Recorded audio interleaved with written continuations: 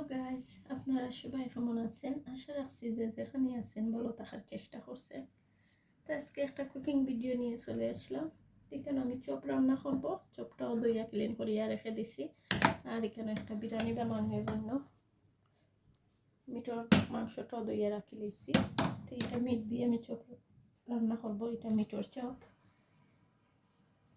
আর guys আমি একটু অসুস্থ, এই জন্য আমার মাথার মাঝে একটু কিলা বাত শব্দ ইয়ার gain gain gain gain die কফও। তো ঠিক আছে গাইজ, আপনারা সবাই আমার পাশে থাকবা, দেখতে থাকবা। আমি রান্নাটা বসাইয়া দিই। এদিকে আমি পেঁয়াজ দিয়ে দিছি কুচি করে, আর তেলটা দিয়ে নিলাম। এখানে আমি লবঙ্গ বঙ্গ তেজপাতা দালচিনি সব কিছুই দিয়ে নিচ্ছি দুই তরকারির মাঝে।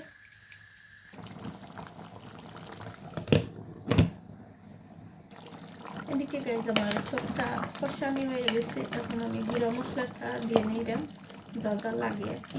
মাংসের কারির মধ্যে সব কিছুই দিয়ে নিব।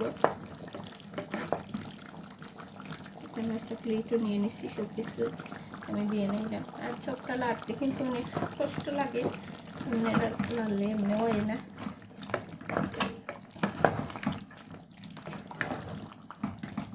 মিটর তরকারি মানে চপটা রাঁধতে গেলে একটু কষ্ট লাগে, কিন্তু খাইতে কিন্তু চপই মজা।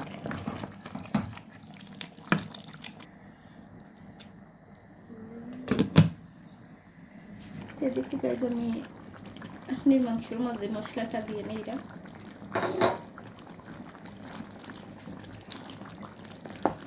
যা যা লাগে সব কিছুই দিয়ে নিছি।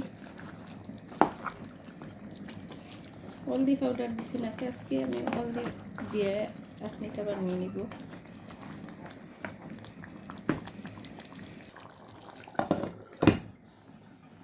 এদিকে বিরিয়ানির জন্য আমি চাউলটাকে একটু ভাপ দিয়ে নিচ্ছি।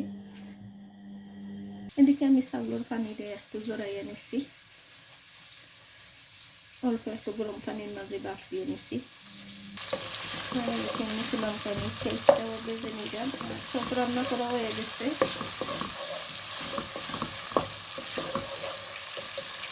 এদিকে পেঁয়াজটার আমি ব্রাউন কালার করে ভেজে নিয়ে আমি আলু আর গাজর দিয়ে নিলাম।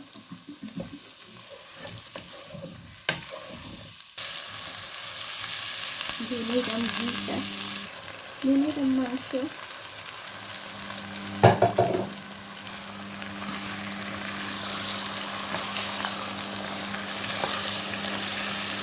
এখন দিয়ে নিলাম সিদ্ধ করা চাল।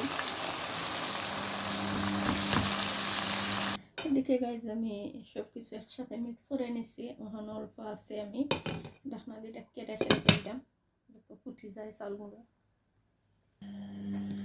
এদিকে গাইজ আমার বিরিয়ানি রান্না করাটা হয়ে গেছে, দেখতে পাচ্ছেন অনেক সুন্দর হয়েছে। আর এদিকে চপটা রান্না করা হয়ে গেছে। ঠিক আছে গাইজ, সবাই ভালো থাকবা, সুস্থ থাকবা। আর আমার কথার মাঝে যদি কোনো ভুল ত্রুটি হয়ে থাকে ক্ষমা সুন্দর দৃষ্টিতে দেখবা। আর সবাই ভালোবাসা দিয়ে আমার পাশে থাকবা। আল্লাহ হাফেজ, আসসালামু আলাইকুম।